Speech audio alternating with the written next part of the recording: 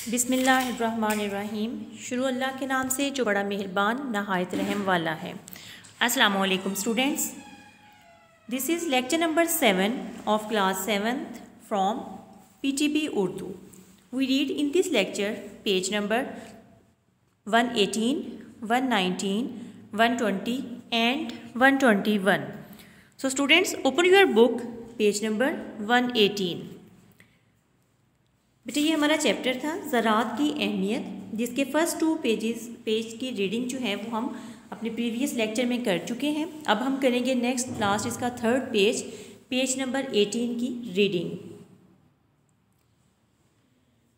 हमारे मुल्क में रोगनी अजनास इस मिकदार में पैदा नहीं हो रही जितनी इनकी ज़रूरत है, इसलिए हम बैरूनी ममालिक से पाम आयल दरामद करने पर मजबूर हैं। इसी तरह हमारे यहाँ चीनी की ज़रूरियात भी बढ़ गई हैं। मुल्क में पैदा होने वाली चीनी हमारी ज़रूरतों के लिए नाकाफ़ी है। मजबूरन हमें चीनी भी बाहर से मंगवानी पड़ती है। हमें रोगनी अजनास और गन्ने की पैदावार में इजाफ़ा करने की ज़रूरत है ताकि हम अपनी खुर्दनी तेल बेटा किसे कहते हैं? तेल निकालने वाले बीजों को, जिनसे हम तेल निकाल सकें और चीनी की ज़रूरियात पूरी करने के लिए किसी के मोहताज ना हो। गंदम, चावल और दालों के अलावा सब्ज़ियां और फल भी इंसानी खुराक का हिस्सा हैं। हमारे मुल्क में हर तरह की सब्ज़ियां पैदा होती हैं। अब तो जदीद तरीक़ों की मदद से बेमौसमी सब्ज़ियां भी उगाई जा रही हैं। बेमौसमी सब्ज़ियां ऐसी सब्ज़ियां जिनके मौसम ना हो, मतलब सर्दियों की सब्ज़ियां गर्मियों में और गर्मियों की सब्ज़ियां सर्दियों के मौसम में उगाई जाती हैं। और ये कैसे उगाई जाती हैं? ग्रीन हाउस इफ़ेक्ट के ज़रिए, मतलब वो जो उसके ज़रिए जो है वो हम उगाते हैं अपनी सब्ज़ियों को। कीमियाई खाद डाली जाती है। मतलब हमारे मुल्क में पैदा होने वाले आम दुनिया में बेहद पसंद किया जाता है। इसी तरह हमारे यहाँ पैदा होने वाले किन्नू को भी इसकी उम्दा क्वालिटी की बदौलत पसंद की नज़र से देखा जाता है। इन फलों की बरामद से हम ज़र मुबादला कमाते हैं। ज़राअत से वाबस्ता दीगर शोबों में पोल्ट्री फार्म, डेयरी फार्म और फ़िश फार्म भी शामिल हैं। देहात में हर घर में कोई ना कोई पालतू जानवर पाला जाता है। अक्सर घरों में गाय या भैंस होती है। कुछ लोग भेड़ बकरियां पालते हैं। डेयरी फार्म में आला नस्ल के दूध देने वाले जानवर रखे जाते हैं। इन जानवरों से दूध, मक्खन, घी के अलावा गोश्त भी हासिल होता है। इनकी खालों से चमड़े के कारखाने चलते हैं। इनका गोबर कुदरती खाद का काम देता है। कई किसान पोल्ट्री फार्म का कारोबार भी करते हैं। पोल्ट्री फार्म से अंडों के अलावा गोश्त की ज़रूरियात पूरी होती हैं। हमारे कुछ किसान भाइयों ने मछली के फार्म भी बना रखे हैं। इनसे हमें मछली का गोश्त हासिल होता है। अगर मुल्क को खुशहाल करना है तो हमें किसान को खुशहाल करना होगा। अगर हम ज़राअत को तरक्की दें तो हम अपने पाँव पर ख़ुद खड़े हो सकते हैं। हम गैर मुल्की अमदाद से बेनियाज हो सकते हैं। हम कीमती ज़र मुबादला बचा सकते हैं। मगर इसके लिए एक ही नुस्खा है, और वो ये कि हम अपने किसान भाइयों को ज़्यादा से ज़्यादा सहूलतें दें। हम उन्हें सस्ते और मियारी बीज फराहम करें। हम खाद, ज़राई अद्वियात और ज़राई मशीनरी को सस्ता कर दें। किसानों को ट्रैक्टर और ट्यूबवेल चलाने के लिए रियायती नरखों पर तेल फराहम करें। हमारा हमसाया मुल्क भारत अपने किसानों को मुफ्त बिजली फराहम कर रहा है। हमें भी चाहिए कि हम अपने किसानों की मुश्किलात को कम करें। अगर हमने ऐसा किया तो हमारा मुल्क ज़राअत के मैदान में बहुत तरक्की करेगा।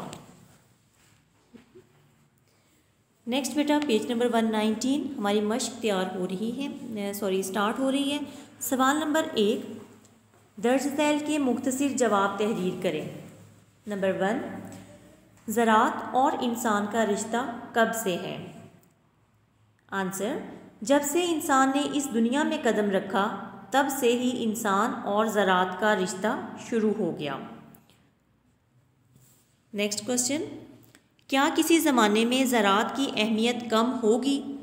जी नहीं, बल्कि जब तक ये दुनिया बाकी रहेगी ज़राअत की अहमियत बाकी रहेगी। ज़राअत पाकिस्तान की रीढ़ की हड्डी है। इस जुमले की वजाहत करें। ज़राअत की वजह से ही हमारे मुल्क की मईशत मजबूत होती है, इसलिए ज़राअत को पाकिस्तान की रीढ़ की हड्डी तस्वुर किया जाता है। कौन सी सनतें ज़राई पैदावार की मरहून मिन्नत हैं? आटे और चावल की मिलें, खुर्दनी तेल बनाने, धागा और कपड़ा बनाने के कारखाने वगैरह।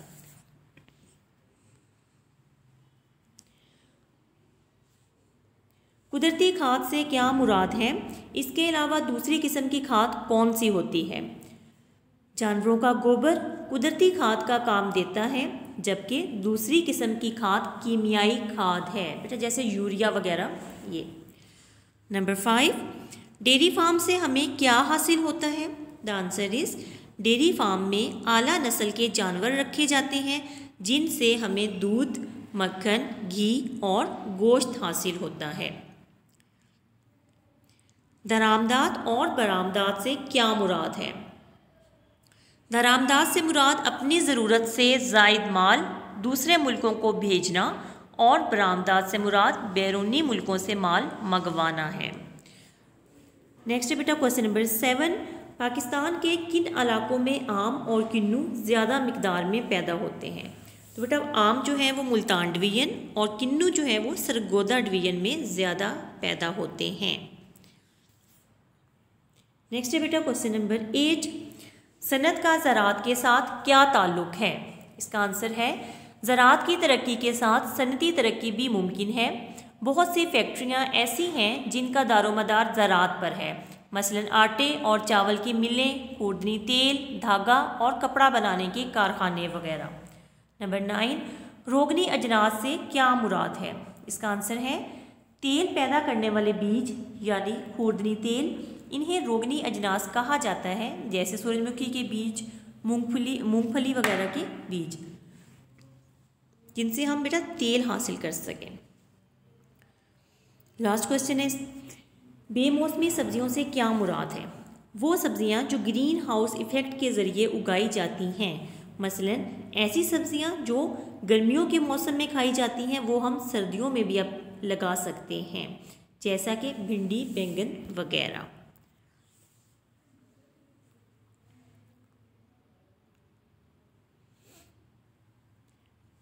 नेक्स्ट है बेटा आपका पेज 119 पे ही क्वेश्चन नंबर 3 है, दुरुस्त जवाब पर टिक का निशान लगाइए। ये बेटा अपनी बुक ओपन करें, बुक पे देखें, मैं बुक से रीड कर रही हूँ। यहाँ पे एक मिसिंग हो गई है 2 लाइन्स। पाकिस्तान एक मुल्क है, कौन सा? ज़राई। हार्वेस्टर काम आता है किस चीज़ के? फसल काटने और गाहने के। अब है बेटा पेज नंबर 120, यहाँ से पेज 120 स्टार्ट हो रहा है। चावल की बेहतरीन फसल होती है, 4 ऑप्शंस दी गई हैं, तो मैं करेक्ट ऑप्शन पढ़ रही हूँ। अब क्या है? नारोवाल में। भैंस और गायें होती हैं कहाँ पे? डेयरी फार्म में। पोल्ट्री फार्म में होती हैं मुर्गियाँ। पाम ऑयल काम आता है खाना पकाने के। नेक्स्ट है बेटा क्वेश्चन नंबर 4, दी गई मिसाल की रोशनी में खाली कॉलम पुर करें। कॉलम अलिफ दिया गया है, कॉलम बे दिया गया है और कॉलम जीम दिया गया है, तो हमने इनको फिल करना है। जैसे खूब, खूबतर, खूबतरीन।